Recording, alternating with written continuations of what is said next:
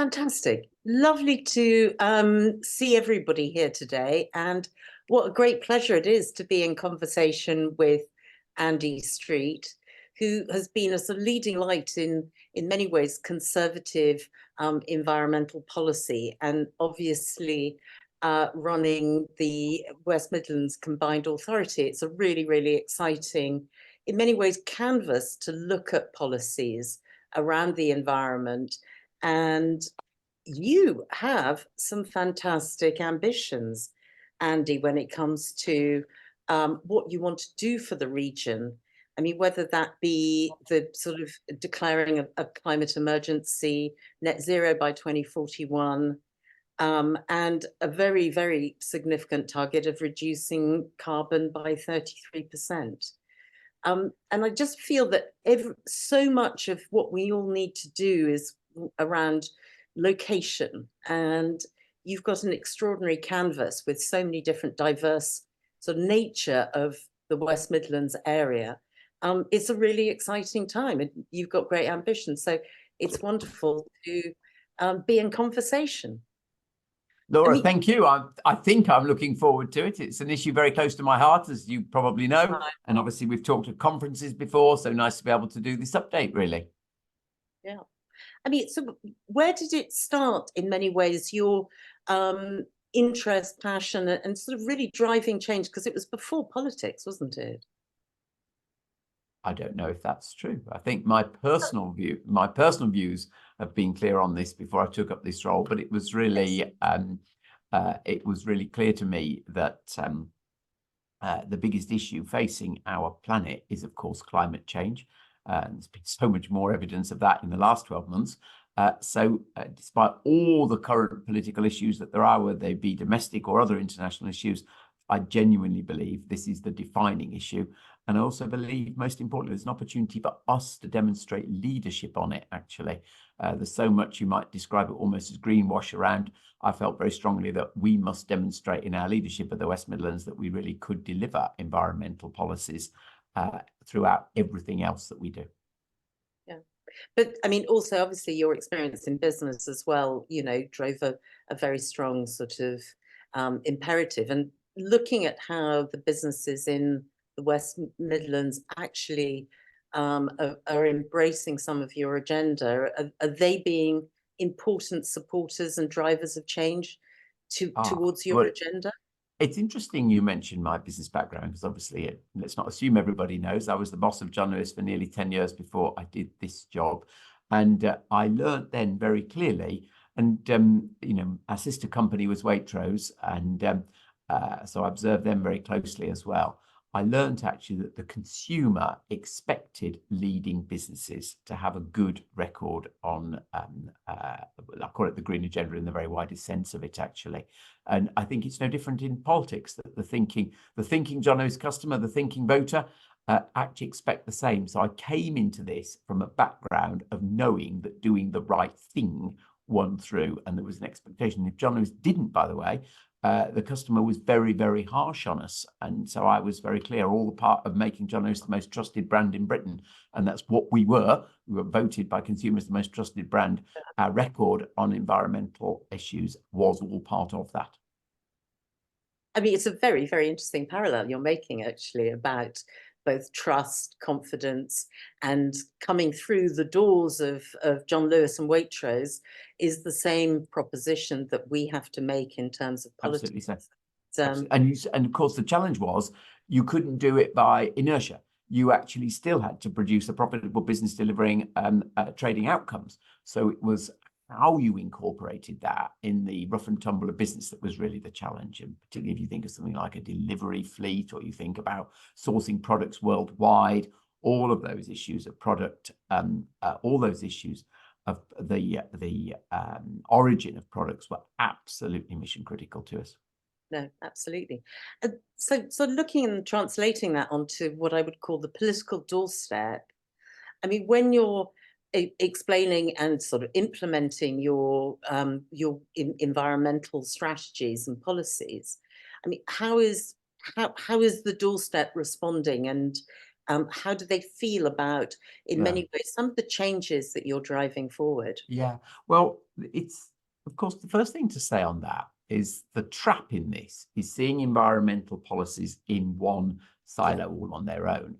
They're not. And where you actually find the best response on the doorstep is where you actually put environmental policies into your core agenda. So I'll just give you the obvious, very best example of that. The best example is, of course, our approach to housing.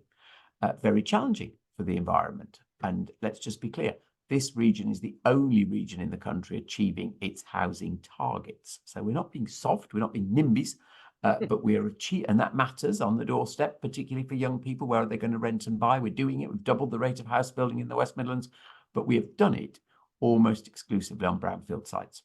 And so we're defending our green belt around our cities. And I mean, what could be a better environmental policy than defending our green belt?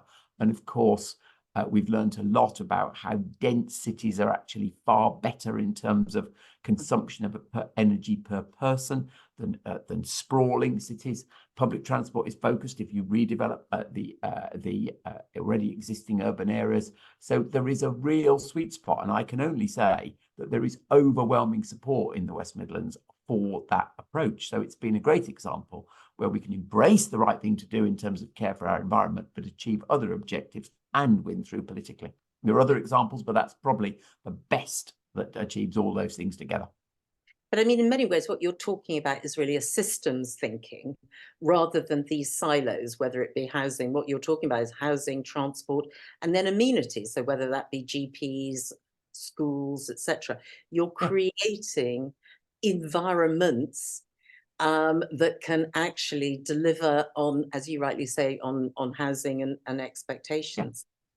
And the other area where there's absolutely, it comes off what you just said, but there's absolute agreement between, let's call it, the views of the public on the doorstep and the ballot box, and doing the right thing for the environment, is our investment in public transport. I mean, London is the public transport city of the UK, but our other cities, the public transport isn't nearly as good. Now, we're making huge steps. And I'll just give you the stat, because again, this will make you think. We're now investing 10 times per year what we were in the year before I was mayor in public transport across the West Midlands. So that creates the sustainable environments, of course, gives an alternative to the car. And again, there's a wonderful, what's the word? There's a wonderful harmony between doing the right thing for the environment and giving people what they want in terms of ease of being able to move around the region. So again, we've been really, we don't think of that as an environmental policy, but of course it is. So your point is right. It's about coming out of the silos and joining it all up. Absolutely. And I mean, part of that silo, to talking about air quality, I've sort of rarely mentioned the past, but my dad passed the first Clean Air Act in the world. And that is about air quality. So you're not just, and I understand, about 2,000 people in the West Midlands, die due to air quality problems.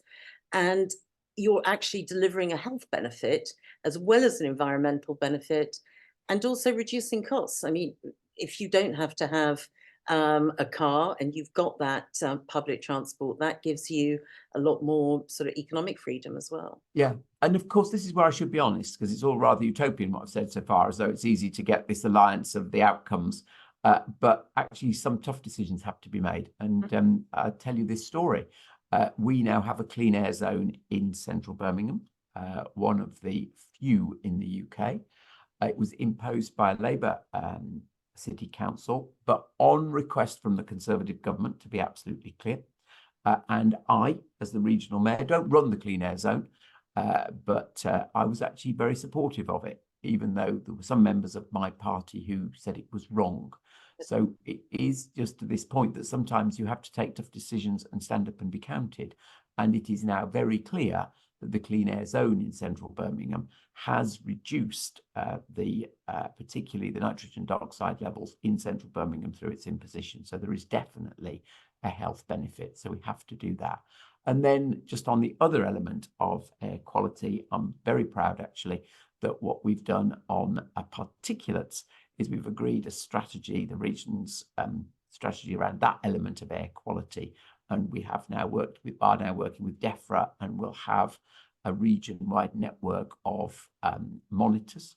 I think we will be the second biggest after London for our network of monitors for particulates as well. So we've dealt with the first issue, and now we're on to the second issue. And if you just want me to give you the encouraging stat, our emissions down, I think it was 31% between 2013 and 2021. So we are, the gradient of the graph isn't yet quite enough to get to our 2041 target, but it is certainly a very encouraging gradient. Yeah. And then, I mean, if one starts to look into the future, in some ways that there is a point, you rightly say, there are difficult choices to make initially, and people don't like change. But the question is, I mean, would they go back to a dirty air environment? I mean, I think that once people experience better transport, greater exposure to nature, in many ways, sort of, you know, carbon reduction and car dependency, reduction in car dependency, they don't want to go back. And so I think it's about that leadership, you rightly said, right at the beginning, to take people to the next stage, and then for them to absorb in many ways those additional benefits. Yeah, that's right. But again, I have to be, you know, this is supposed to be a seminar to make us all think. I think, again, we have to not be too utopian about this. We have not extended our clean air zone across the whole region in the way in which Sadiq Khan proposed for London. Maybe he's more forward-looking than we are. That's because we know we have not yet got that full level of public transport across the whole region. Coming into the city centre, it's fairly easy on public transport, but, you know, we've got to be realistic. We haven't yet provided that satisfactory alternative for journeys around the region, probably described. But yeah, there's some other tough choices still to come. And of course, perhaps as we're on this particular subject, I should probably just mention this. The other thing we've said right from the beginning is we can play a critical role, not just for the West Midlands, but for the whole country, by being the driver of the electrification of the automotive industry overall. And one thing I am very proud of, and it doesn't necessarily show in our emissions numbers, is Coventry in particular has emerged as sort of the capital of the electric vehicle industry. So much of the R&D is being done in our universities. The Warwick Manufacturing Group is a real mover of R&D into practicality. And then we're just seeing so much investment from footloose firms we've seen coming in to do their electric vehicle, usually design rather more than manufacture here, actually. So very much the centre of design for the electrification industry. And if you go to a place like mayoral, which is a big automotive research centre in Warwickshire, you get all the work over the hydrogen answers for the HGV sector. So we can play a role which goes well beyond actually our own area in terms of providing the solutions for the rest of the country. I mean, but when you look at the opportunities of decarbonisation, as well as, and we'll come onto the real challenges, but when you look at the opportunities, do you think that we're making the case strongly enough that the UK is actually leading in some of the technologies? I was on the board of the Energy Systems Catapult, which is based in the centre of Birmingham, and we've got some really exciting thinking, whether it be in the mobility side, but also in the energy side. And I just wonder if you were looking to give advice to our to national politicians, what you would say that we should be stressing much more and actually driving, in many ways, some of our successes. So the first thing I'd say is be incredibly proud of our record. As Conservatives, we should be very, very proud of our record on this, and it should give us confidence that we must not be, we mustn't dilute it at all. We must, you know, absolutely confident of what we've done. And everybody on the panel, everyone on the group knows this, but our record of decarbonisation is second to none in the world. And for the majority of the time under review, it's been led by a Conservative government. So we should be absolutely clear that we've done a very good job, and frankly shouldn't take any lectures from others about that. But then your question is more about opportunities, actually. And where I am very clear and again, this is based on fact, not just opinion. If you look at inward investment into the West Midlands, you look at the fastest growing areas of our economy, they are around the opportunities that come often from clean manufacturing. The whole issues of energy storage would be huge potential as well. So, and if I look at the some of the best paying jobs in the region, fastest growing sectors in the region, they're all in these areas.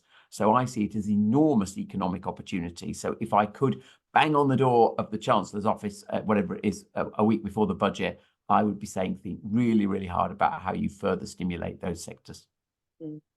And but some might say that we're sort of not rolling back actually on action, but rolling back on narrative and rhetoric. And there seems to be a little bit of a sort of slide in terms of the pride that we should have in how we're moving forward. So I just sometimes feel that there are real examples that come, let's say, from the West Midlands and maybe Tees Valley, etc., that we're not really sort of leaning into and making the most of.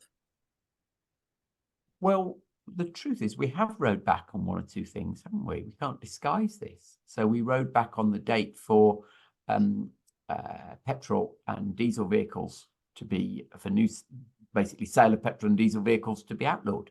It was going to be 2030. It's now pushed back to 2035. I was very clear that day. I didn't think it was right. And what are we now hearing? The uptake of clean vehicles is slowing. So, you know, we have made some choices that, being very straightforward about it, I don't think we should have made.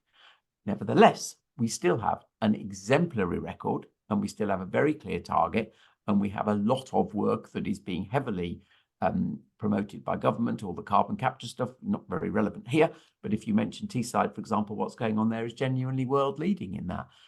If you look at the R&D around electric vehicles here, it's world leading. So we can be really very proud of that, actually.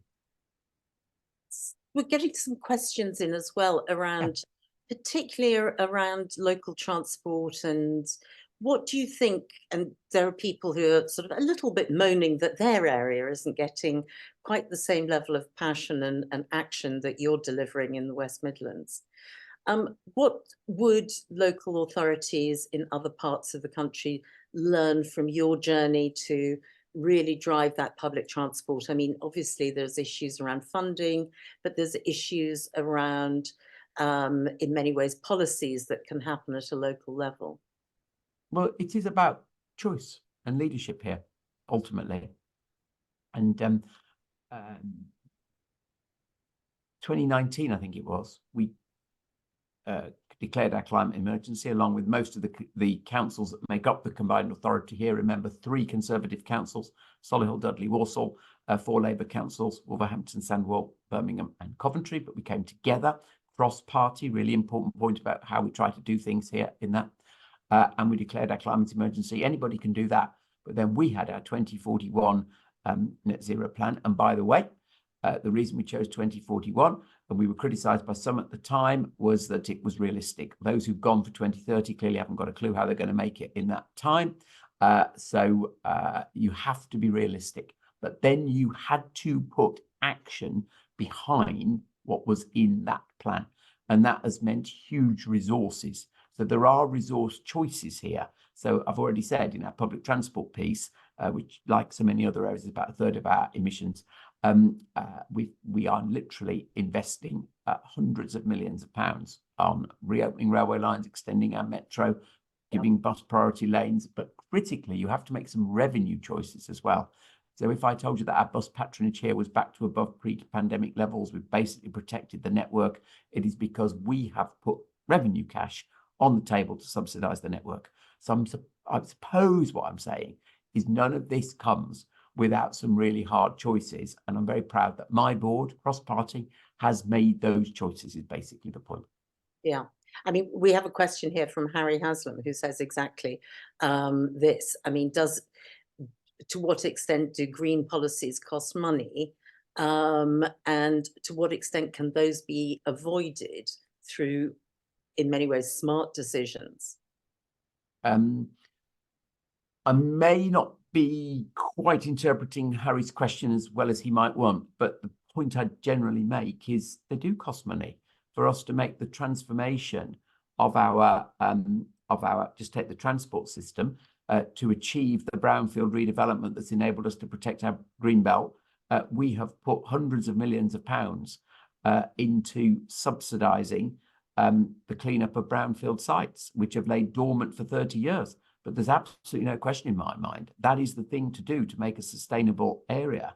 And it has all sorts of other benefits, health benefits, social benefits. If you clean up these places, no longer antisocial behaviour. But it's there are costs to doing this, but I'm absolutely sure they are the right things to invest in. And that's why you've got to be really robust, and you've got to make absolutely sure you do not fluff your lines in terms of leadership. But this is also a difference, isn't it, between the cost of things and an investment in something. And an investment has a payback over a longer period of time. And I think sometimes in politics, we only talk about the costs and not the outcomes or the rewards. And it's a very zero-sum game. So let's just be clear. I said there are costs to this. Of course there are. But those costs actually are investments that you make, and those investments have payback. Yeah. But my point is, as a local leader, you've got to be willing to take those costs on, make those investments to get that payback.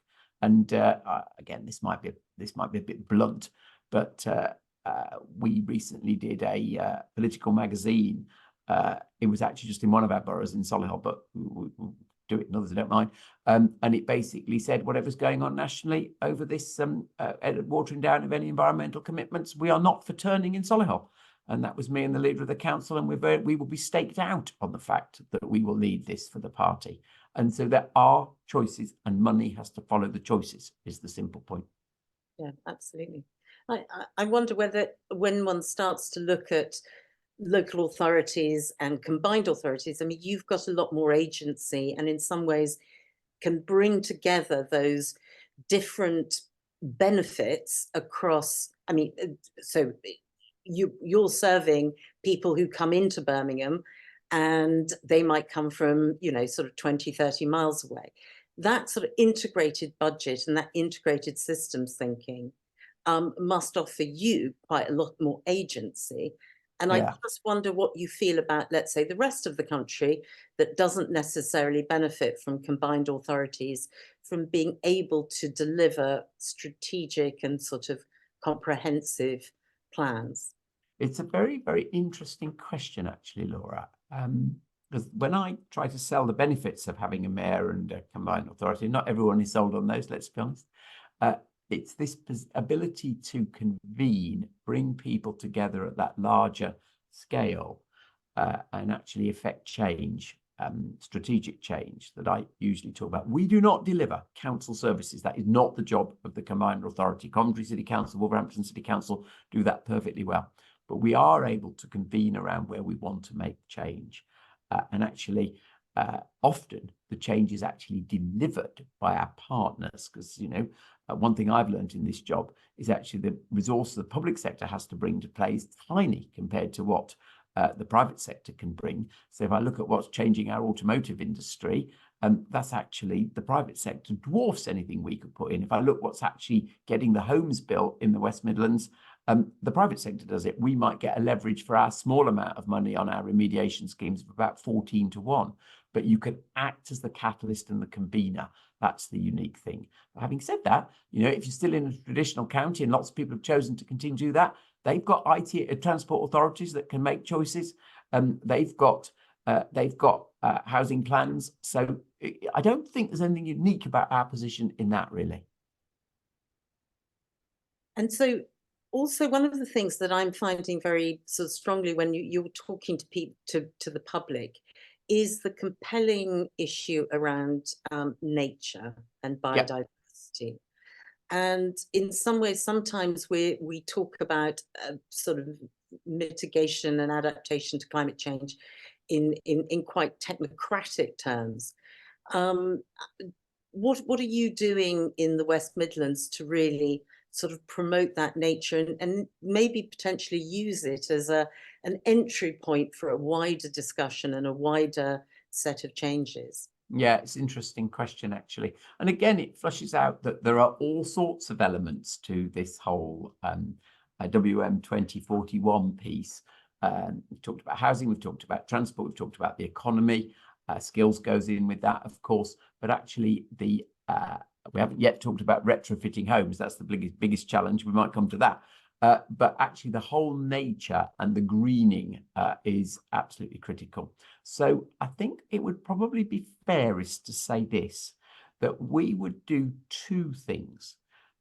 The bit that people get excited about is when we do relatively small scale but totemic things, which are, green projects that people see.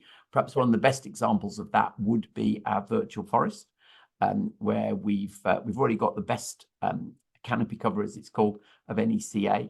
The West Midlands is surprisingly green given its industrial past, but we've given ourselves a target of how we want to stretch that.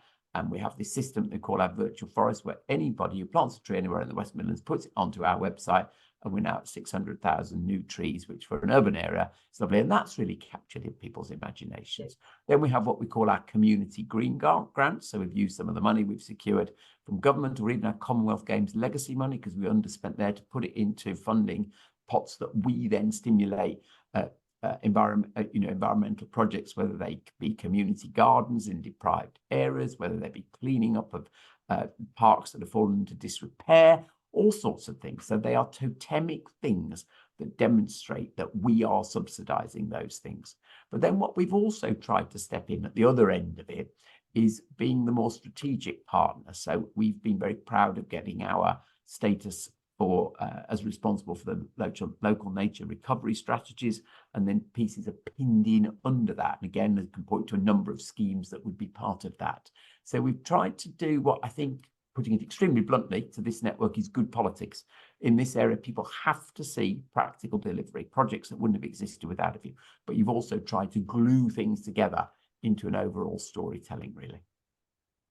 Absolutely. And it is very, very compelling, the whole nature. And when it's the proximity of change is really, really important. And you can't do that, almost better than interventions in nature and local parks, etc. I'm very excited by your biodiversity corridor and things like that, which are fun. Oliver Gibson says, what impact might rural mayors play in the devolution environmental debate, and how might their challenge be different from yours as a metro mayor?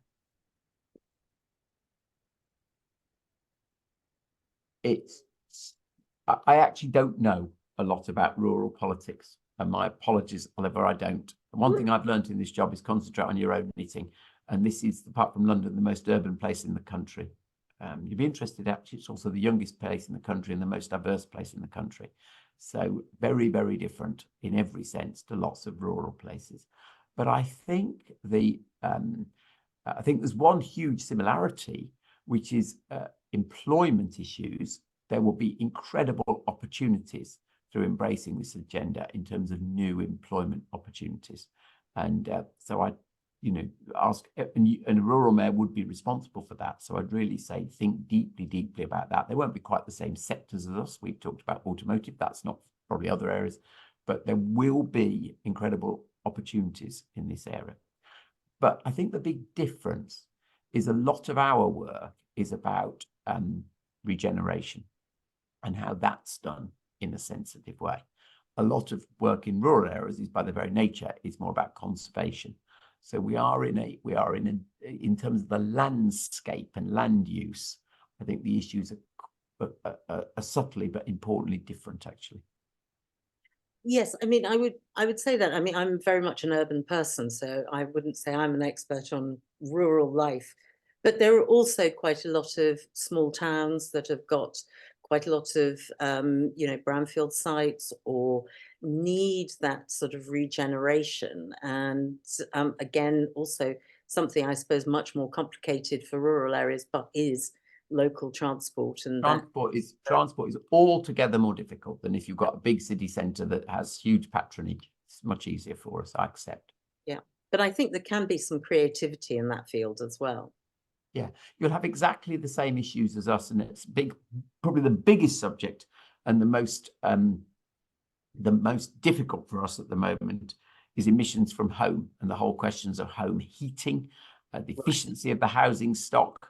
I mean, everybody shares this. Our housing stock is particularly inefficient, but those issues will be everywhere. Now, there may be actually better opportunities in rural area in terms of other sources of energy, but the efficiency of the home and how those homes are going to be improved, those are absolutely everywhere.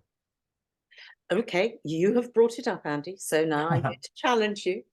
I mean, what do we do to really get this energy efficiency retrofit program underway? I mean, I think the ministers know I was a member of the Energy Efficiency Task Force, which was abolished, but with not quite any clarity on what the outcomes are. But it is absolutely crucial for decarbonisation, cost of living, general comfort, and Health. also, yeah, Health. health, absolutely.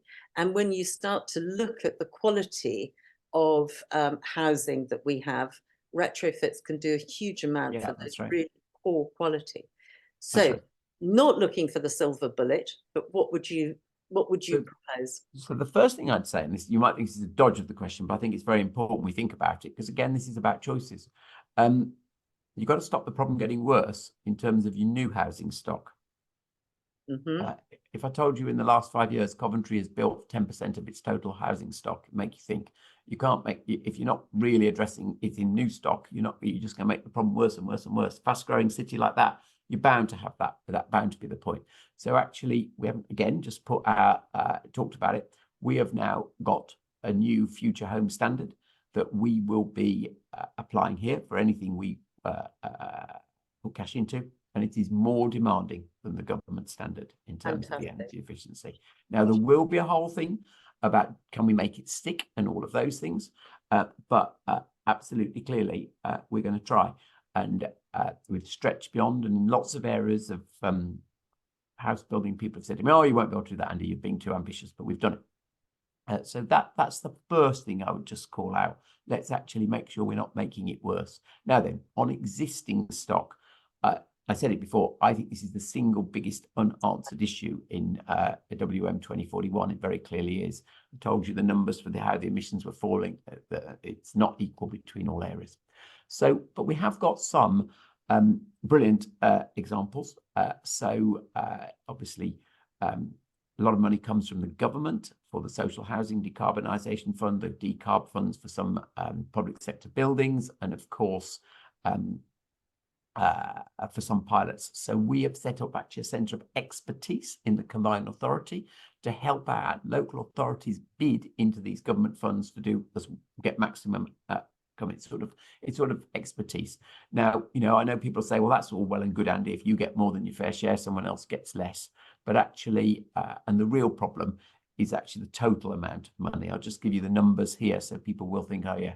So we're doing about 3,000 homes currently. We need to do 300,000 homes to get to our net zero number. It's probably an underestimate. And there's no way that any government, whatever colour, will pay the money that is needed to do this. So the bit that really has to be done is what is the model for the private sector being able to contribute to this. So we are looking, whether it be with the Connected Cities Catapult or whether it be with the banks or anybody else, for that private sector model. I'm very honest, we haven't yet found it, but that's that is where and I would say it very honestly, we're stuck. And so if anyone's got the answer, please send it to me. But that, I think, for us as a party is a really important question coming up to the general election manifesto. Everybody knows it needs to be done. And there needs to be a lot of work put into what is the financial public-private partnership model to achieve this. It has to be doable. I mean, we did actually develop some very, very strong links with the banking sector through this task force. And there are mechanisms. In a strange way, we've always looked at energy efficiency and retrofitting as a sort of secondary issue. Whereas when we're starting to now look at energy security in its wider sense, with, the appalling invasion of Ukraine, etc., that in many ways that energy reduction that we could deliver through retrofitting is actually part of our energy Of security. course it is. And it's not seen in that light. It's seen as a sort of social policy, which of course it is, but it is absolutely crucial to our energy security going forward. No, you're absolutely right. It's what you said earlier on. These things are no longer in a silo. They're absolutely mainstream. So this absolutely links the emissions debate. It links the usage of energy and therefore what total capacity the country needs and the energy security piece, as you say, but it also links to poverty. We have one constituency in Birmingham that has the highest fuel poverty in the whole country because the age of its stock relative to the income levels of workers. And that then links absolutely to avoidable health issues. So there are all sorts of agendas that come together. Now, you say that lots of research has been done, Nora. That might be the case from your commission, but I have not seen anything at scale where there is a private sector solution to this. And that is really the missing ingredient. Well, we should talk about it. There are a few exciting opportunities I hopefully might emerge. When we start to look at, let's say, the future and what we need to do in the coming election, we've talked obviously about, that we have a great track record.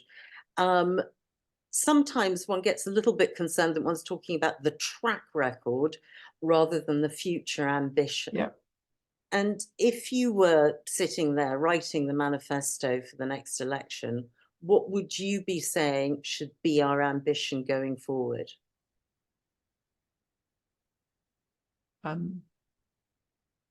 I would, I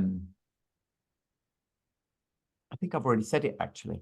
I would put this whole debate right at the heart of our manifesto, but I would not put it there on its own. I would link it to all the other issues that the country faces. Where's the growth in our economy coming from? Absolutely. How do we tackle the ever-increasing bill for public health? This it all links together, and that is the trick that has to be pulled off, because the naysayers who aren't on this call has this in a box on its own on a particular spectrum, and that is so wrong. It's why we have been so committed to this, because we've talked about so many of the domestic policy levers, and you can see how this is really the sort of glue between so much of it. Absolutely. It's like I also think, if I put it extremely bluntly, that our party has one hell of a problem with young voters. I don't know what the score is. I think about 4% of people under 25 are intending to vote Conservative at the next general election. You haven't got, well, let's put it more positively. This is an incredibly powerful lever for changing the affiliation of young voters. So it is good politics as well as good economics. Absolutely. And I do think, we've got also, they're sensitizing, the young people are sensitizing their parents too. So I don't think we should, there is a block of them, of young people who are not sort of believing that we have a message. But I do think that it's permeating quite a lot across other voters too. So we're going to wrap up in a few seconds, but I just wanted to ask you, I mean, I think you've touched on it, but what do you think going forward, what do you think is the very low-hanging fruit that we've got as Conservatives for a sort of potential agenda proposition for the election? And what do you think, which I think you'll say retrofitting, is the most wicked challenge that we face? The wicked challenge is an easy question. It is retrofitting, definitely. There is a wicked challenge as well about keeping the faith, because as things get difficult and people are feeling the economic resource under more pressure, it's terribly, terribly easy to chuck this aside and actually be completely the wrong thing to do. So that's why I keep saying we've got to hold the course. We've got to show leadership. I suspect there isn't a lot of low-hanging fruit, because cleverer people than me would have found it already if it was there. But I do think it's not quite low-hanging fruit, but I do think some of the issues like flood mitigation, for example, some of the things that are just clear and present issues all day, every day with the change in climate, it's very, very expensive. If you want to address all the underlying issues, of course it is, possibly now impossible. But I do think a reaction to some of those things that people see day in, day out is a good position for the party to be. Well, we've got an election, obviously, within the next nine months. Really, really looking forward to ensuring that our agenda is there absolutely front and centre, and that the West Midlands is going to be, you know, obviously one of the big poster boys of that. Well, let me just say, you might have an election in the next 9 months. I've got an election in 2 months. So 2 months' time. And this particular Conservative candidate will have an absolute no compromise position over environmental leadership. It's been such a pleasure talking to you, Andy, and hope to see you soon. And thank you very much for this great conversation. You can come up and support the campaign. Cheeky. Bye-bye. Bye, everybody.